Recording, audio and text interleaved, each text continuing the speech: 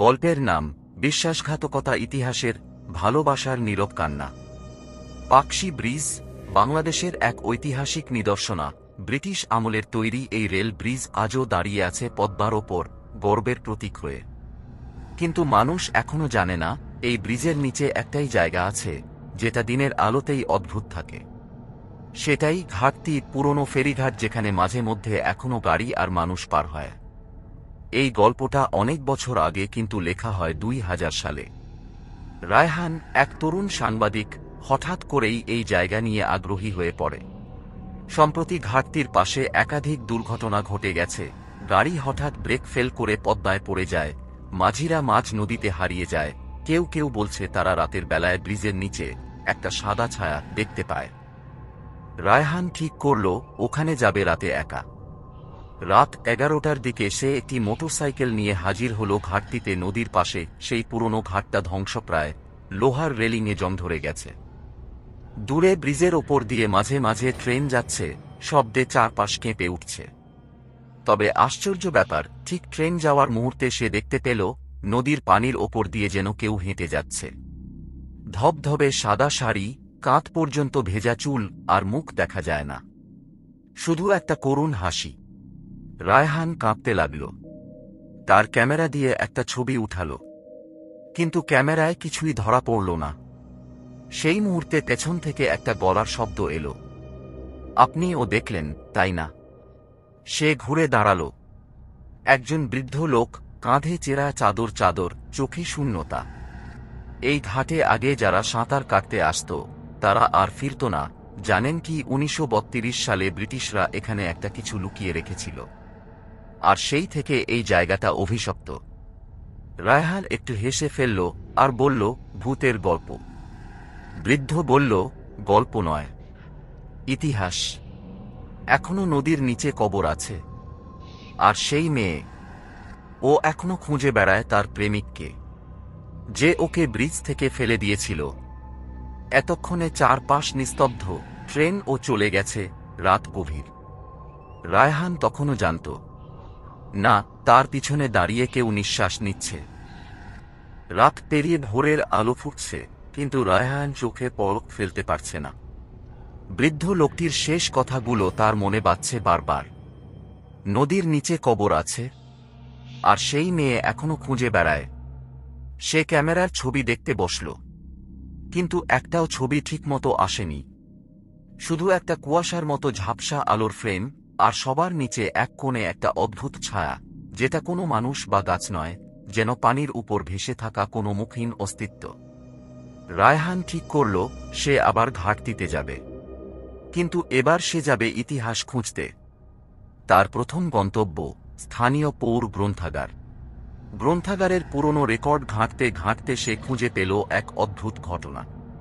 1932 সালে এক British officer, major Stanley, Pakshi ব্রিজের নিচে এক গোপন কন্টেইনার লুকিয়ে রাখার আদেশ দিয়েছিলেন। সন্দেহ করা হয় সেটা ছিল ব্রিটিশ সরকারের কোনো গোপন যুদ্ধ সরঞ্জাম বা ধনসম্পদ। কিন্তু সেই কন্টেইনার রাখার সময় একজন নারী শ্রমিক রহস্যজনকভাবে নদীতে পড়ে মারা যান। আর কাকতালীয়ভাবে ঠিক সেদিন থেকেই এই ঘাটতিতে অদ্ভুত ঘটনা শুরু হয়। নদীতে হঠাৎ স্রোতের উল্টো চলাচল, মাঝি হারিয়ে যাওয়া, জেলেদের কণ্ঠে কান্নার শব্দ। সবচেয়ে অদ্ভুত খবর ছিল 1957 সালের। ঘাটতিতে রাত 12টায় এক তরুণীর মৃতদেহ উদ্ধার হয়, যার গায়ে ছিল ব্রিটিশ আমলের সাদা শাড়ি। ডাক্তারি পরীক্ষায় দেখা যায় মেয়েটি মারা গেছে 25 বছর আগে। রায়হান এবার পুরনো নৌকার ঘাটে গেল।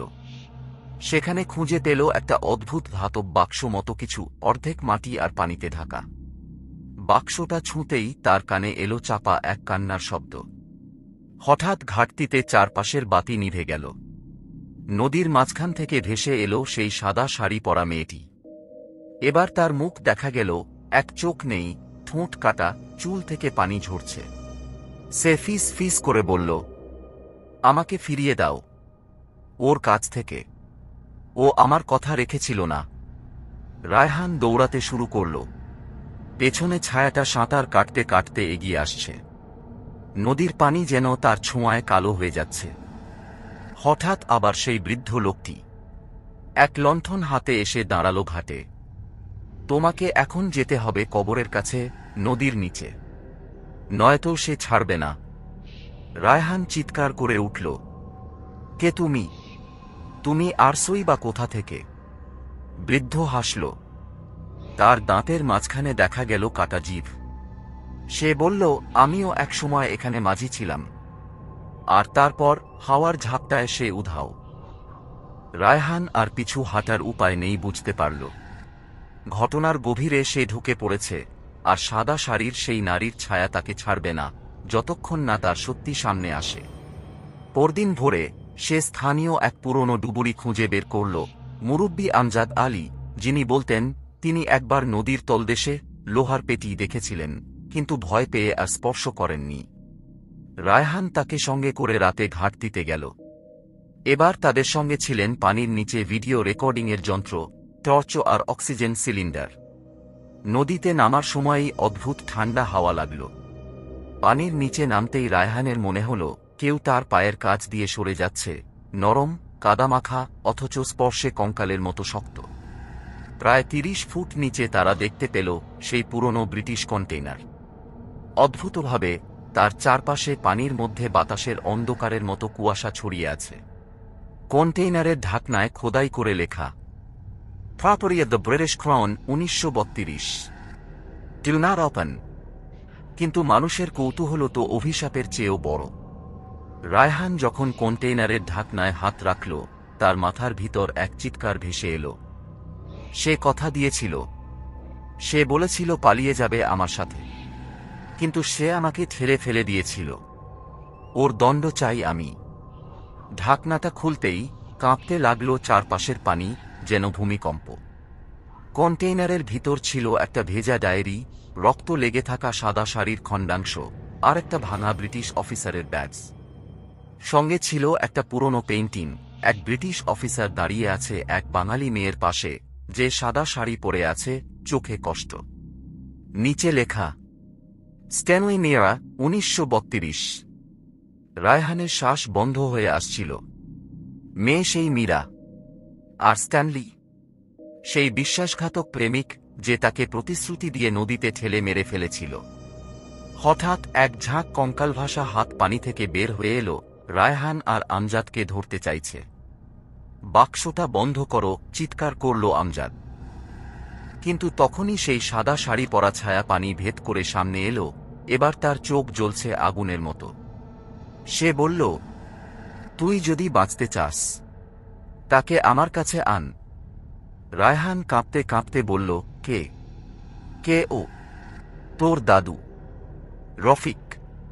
সেই ছিল ওর বন্ধু, জানত সব, কিন্তু লুকিয়ে রেখেছিল আমার কাছ থেকে। রায়হান পানি থেকে উঠে এসে বাবার কাছে গেল, সব খুলে বলল। তার বাবা থমকে গেলেন। তারপর একটা পুরনো ছবি দেখালো। দাদু রফিক মেজর স্ট্যানলির পেছনে দোভাষীর কাজ করত, আর সেই ছবির কোণে দাঁড়িয়ে ছিল সেই মেয়ে, মীরা। তোমার দাদু সব জানত, কিন্তু চুপ ছিল। তোমার রক্তের সেই দায় এখনো বয়ে চলছে। রায়হান বুঝে গেল, এই অভিশাপ থামাতে হলে তাকে শেষ সত্য উন্মোচন করতে হবে। আর সেই সত্য লুকিয়ে আছে ঘাটতির নিচে এক পুরনো কবরস্থানে, যেখানে শোনা যায় রাতে নারীর কান্না ভেসে আসে। ঘাটতির শেষ রাত। রায়হান জানে আজ রাতেই শেষ সুযোগ। সে ফিরে যাবে ঘাটতিতে, সঙ্গে নিয়ে যাবে তার দাদুর পুরনো ডায়েরি, সেই কন্টেইনার থেকে পাওয়া জিনিসগুলো, আর সবচেয়ে বড় কথা, একটি ক্ষমাপত্র যা সে নিজ হাতে লিখেছে। এইবার সে একা নয়, তার সঙ্গে আছে তার বন্ধু ইমরান আর ডুবুরি আমজাদ। তারা পৌঁছায় রাত ১১টার কিছু আগে। চারপাশে নিস্তব্ধতা, শুধু দূরের ব্রিজের ওপর দিয়ে ট্রেন যাওয়ার শব্দ। নদীর জল নিস্তরঙ্গ, যেন অপেক্ষা করছে। রায়হান মাটির নিচে কবরস্থান খুঁজতে ঘাটতির পিছনে যায়। সেখানে জঙ্গলের ভেতরে একটা পুরনো বটগাছের নিচে সে খুঁজে পায় একটা পাথরের ফলক। মেয়া ১৯১১, ১৯৩২। তার গায়ের লিপিতে লেখা, ভালোবাসা ছিল, কিন্তু বিশ্বাস ছিল না। হঠাৎ কুয়াশা ঘিরে ধরে তাকে। বটগাছের ডালে হঠাৎ এক নারীর ছায়া, ঝুলন্ত। সে ধীরে ধীরে মাটিতে নামে। এবার স্পষ্ট দেখা যায়, এক চোখ নেই, ঠোঁট কাটা, সেই মীরা। সে বলল, তুই সত্য জানতে এসেছিস। কিন্তু ওর আত্মা এখনো নদীর তলায়। আমি একা ছিলাম না কবরের নিচে। সে আমার সঙ্গী। এখন ও চাই তুই থাকিস আমার সাথে। পানি থেকে এবার উঠল আরেকটি ছায়া, মেজর স্ট্যানলি। গলা কাটা, চোখে দম্ভ, হাতে পিস্তল। সে চিৎকার করে বলে, এই অভিশাপ চিরকাল চলবে। কেউ আমার ভুলের বিচার করতে পারে না। রায়হান কাঁপতে কাঁপতে বলল, তুমি যা করেছ তার খেসারত আজ ও আমাদের দিতে হচ্ছে। এই শৃঙ্খল আজ আমি ভাঙব। সে কবরের সামনে বসে পড়ে ডায়েরি খুলে পড়ে শোনায় সেই দিনের কাহিনী। কিভাবে মীরা আশা করেছিল স্ট্যানলি তাকে বিয়ে করবে, কিভাবে স্ট্যানলি তার সাথে বিশ্বাসঘাতকতা করে আর ব্রিজের নিচে ঠেলে নদীতে ফেলে দেয়, আর কিভাবে তার আত্মা এই ঘাটতিতে আটকে থাকে। শেষে সেই ক্ষমাপত্র পুড়িয়ে ফেলে কবরে, আর মাটিতে রাখে মীরার শাড়ির টুকরো, ব্যাজ আর পেইন্টিং। চারপাশে অদ্ভুত বাতাস বইতে থাকে। স্ট্যানলির ছায়া হঠাৎ ধোঁয়ার মতো উড়ে গিয়ে মিলিয়ে যায়। মীরা একটিবার চোখ তুলে তাকায় রায়হানের দিকে, তারপর শান্ত হেসে বলে, এবার আমি ঘুমাতে পারি। আর ধীরে ধীরে তার ছায়া গলে পড়ে মাটির নিচে। ভোর হয়। ঘাটতিতে আর কুয়াশা নেই। নদীর পানি এখন শান্ত, পাখির ডাক শোনা যায়। ফেরিঘাটে গাড়ি চলাচল স্বাভাবিক। রায়হান চুপচাপ দাঁড়িয়ে থাকে ঘাটতির এক কোণে। তারপর পেছনে ঘুরে দেখে বৃদ্ধ মাঝি আমজাদ কোথাও নেই। শুধু পড়ে আছে একটা ভাঙা লণ্ঠন। সে লণ্ঠনে আগুন নেই, তবুও আলো ছড়ায়। বিশ্বাসঘাতকতা, ইতিহাসের ভালোবাসার নীরব কান্না। আজকের মতো গল্পটি এখানে শেষ করলাম। আল্লাহ হাফেজ।